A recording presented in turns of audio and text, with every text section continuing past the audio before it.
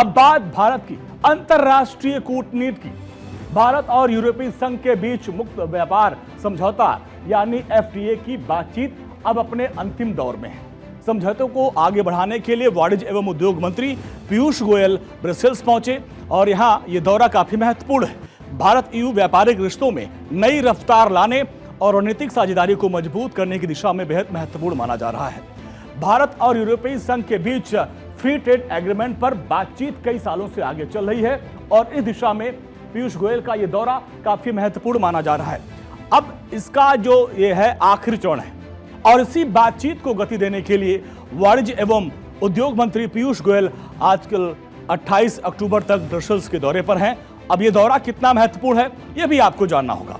दरअसल पीयूष गोयल अपनी 2 दिवसीय यात्रा के दौरान यूरोपीय आयोग के कार्यकारी उपाध्यक्ष और व्यापार आयुक्त मारोस सफिकोट से मुलाकात करेंगे और यह मुलाकात इस समझौते की दिशा में और रणनीति तय करने में काफी निर्णायक मानी जा रही है।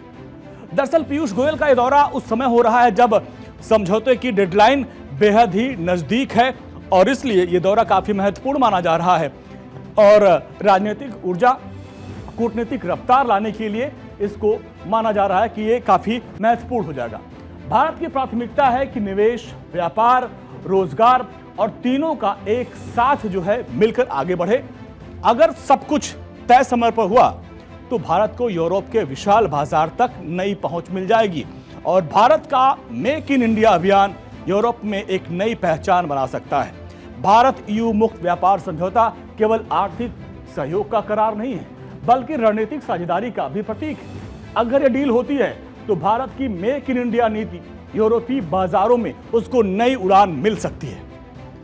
अब आपको समझाते हैं कि आखिर ये जो समझौता है वो कैसे क्या हुआ। मेक इन इंडिया से मेड इन यूरोप तक की जो पूरी सफर है इसको कैसे भारत ईयू के बीच एफटीए की बातचीत 2007 में शुरू हुई थी। अब समझिए पूरा टाइमलाइन समझिए। कई दौर की मीटिंग्स अड़चनों के बाद भी डील अधूरी है। अब पीयूष गोयल के ब्रसेल्स दौरे से बातचीत अंतिम चरण में है और उम्मीद की जा रही है कुछ इसका हल निकलेगा। भारत का तीसरा सबसे बड़ा व्यापारिक भागीदार है ईयू और इसलिए पीयूष गोयल वहां पहुंचे हैं और बातचीत करके माना जा रहा है कि यहां पर यूरोपीय बाजार में मेक इन इंडिया के सामानों की यहां पे खपत बढ़ेगी, जिसमें क्या होगा, कपड़ा, दवा, इस्पात, पेट्रोलियम ये बाजार में जाएंगे वहां पे। इसके अलावा इलेक्ट्रिक मशीनरी जैसे जो हमारे उत्पाद हैं उनको काफी जो है भारत को फायदा मिलेगा। अगर ये समझौता हुआ तो इन क्षेत्र में इलेक्ट्रिक मशीनरी जैसे उत्पादों को फायदा होगा क्योंकि हमारे जो उत्पाद हैं वो यूरोपीय बाजार में जाएंगे। यूरोपीय बाजारों में जो रेस है वो उत्पादक होगा। इससे भारत को फायदा होगा, भारतीय प्रोडक्ट को फायदा होगा, भारतीय कंपनियों को फायदा होगा। इसलिए यह समझौता काफी महत्वपूर्ण है। ईयू की भारत से क्या मांग है आप जान लीजिए। ऑटोमोबाइल, मेडिकल डिवाइस, वाइन, ये ईयू की भारत से मांग है। इसके अलावा और भी देखिए, मांस और पोल्ट्री पर इंपोर्ट ड्यूटी में कटौती करने की मांग ईयू की तरफ से की गई है। और क्या है, बौद्धिक संपदा अधिकारों पर कड़े नियम लागू करने की मांग ईयू की तरफ से की गई है। तो ये दोनों तरफ से जो बातचीत का दौर जारी है, ऐसे में पीयूष गोयल वहां पर पहुंचे हैं। अब देखना यह होगा कि किस तरीके से बात आगे बढ़ती है। हालांकि यूरोपीय कंपनियों के पेमेंट और ट्रेडमार्क की सुरक्षा बेहतर हो सके और भारत के लिए यह समझौता अवसर भी है, चुनौती भी है।